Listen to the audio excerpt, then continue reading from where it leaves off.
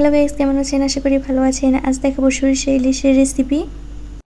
মাছগুলো আমি ভালোভাবে ধুয়ে পরিষ্কার করে নিয়েছি। প্রতিটা মাছের মধ্যে অনেক ডিম ছিল।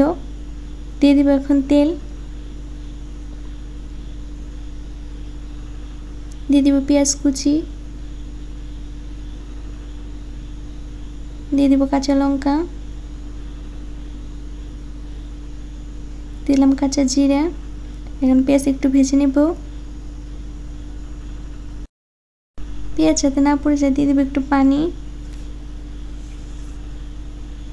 দিয়ে দিলাম 1 চামচ রসুন বাটা, 1 চামচ আদা বাটা। একটু নেড়ে নিব।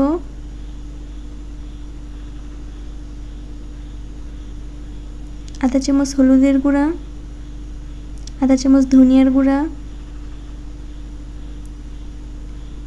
1.5 চামচ মরিচের গুঁড়া। মশলা একটু ভেজে নেব।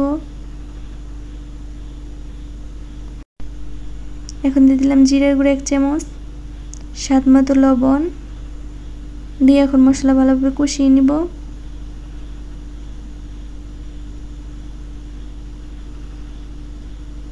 এই তো কষানো হয়ে গেছে। এখন দিয়ে দিলাম সরিষা বাটা। এটা হলো আমার সাদা সরিষা, ভালোভাবে বেটে নিয়েছি। এখন মশলা ভালোভাবে ভেজে নিব। ভেজে নেওয়া শেষ। এখন দিয়ে দিব পানি, নেড়ে চেড়ে ঢেকে দিব।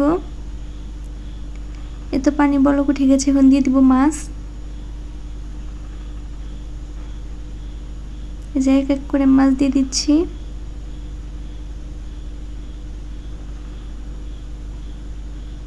এখন আলাদাভাবে নেড়ে চেড়ে ঢেকে দিব।